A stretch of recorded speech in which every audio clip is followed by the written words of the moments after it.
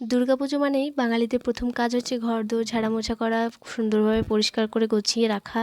এগুলোই হচ্ছে বাঙালিদের প্রথম কাজ বা নিয়ম, যেটাই বলতে পারো। তো আজকে আমরা সেই কাজে লেগে পড়েছি, মানে ওই ঝাড়া মোছা করতে লেগে পড়েছি। নমস্কার, আমি পিয়ালি চলে এসেছি আবার একটা নতুন ভিডিও নিয়ে। আজকের আমার এই ছোট্ট মিনি ব্লগে জানাই সবাইকে অনেক অনেক স্বাগত। দুর্গাপুজোর 2 মাস আগে থেকেই আমরা ঝাড়াঝুড়ি করতে শুরু করে দিলাম, কারণ হচ্ছে সেপ্টেম্বর মাসে মাঝামাঝি করে আমরা যাচ্ছি ঘুরতে। বাড়ি ফিরবো ওই 23-24 তারিখ করে, তখন হাতে গোনা থাকবে ওই কটা মাত্র দিন। এবার সেই কটা দিনের মধ্যে ঘর দোর ঝাড়া মোছা করবো, না নাড়ু বানাবো, না যে জামা কাপড়গুলো নিয়ে যাব সেগুলো কাচা ধোয়া করে রাখবো, কোনটা ছেড়ে কোনটা করবো ভ্যাবাচাকা খেয়ে যাবো। আবার তার মধ্যে যদি শরীর অসুস্থ হয়ে যায় তাহলে কিন্তু আরও ওকে বললাম যে চলো এই যাবার আগে এই বড় কাজটা করে রেখে নিই, তাহলে কিন্তু অতটা তাড়াহুড়ো লেগে থাকবে না, এসে নিয়ে ধীরে সুস্থে বাকি যে কাজগুলো থাকবে সেগুলো কিন্তু করা যাবে। এটাই হচ্ছে সবথেকে বড় কাজ। তো আজ হচ্ছে রবিবার, রবিবারে ছুটি আছে। ওকে বললাম যে তাহলে আমাদের রুমটা আর ওই রান্নাঘরটা ঝেড়ে মুছে নিই।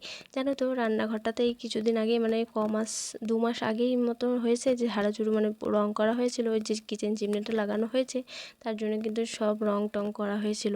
তো ওটা কিন্তু ঝাড়তে অতটা সময় লাগেনি। এই আমাদের রুমটা কিন্তু অনেকটাই সময় লেগেছে, অনেক সময় লেগে গেছে এই রুমটা ঝাড়তে মুছতে। মানে এতটাই ধুলো জমেছিল যে বলার নেই, বছরে একবার ঝাড়াঝুড়ি হলে তো ধুলো জমেই থাকে। এদিকে দেখো ওর কিন্তু সব ঝাড়াঝুড়ি কমপ্লিট হয়ে গেছে এই রুমটা। আমি কিন্তু এবার ভালো করে সুন্দর করে মুছে নিচ্ছি।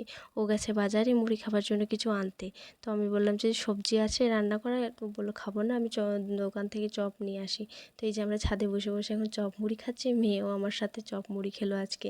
আজকে সারাদিনও কিচ্ছু খায়নি, এই চপ মুড়ি খেলো, এবার আমার সাথে ভাত খাবে। তো আজকের মতন এতটাই।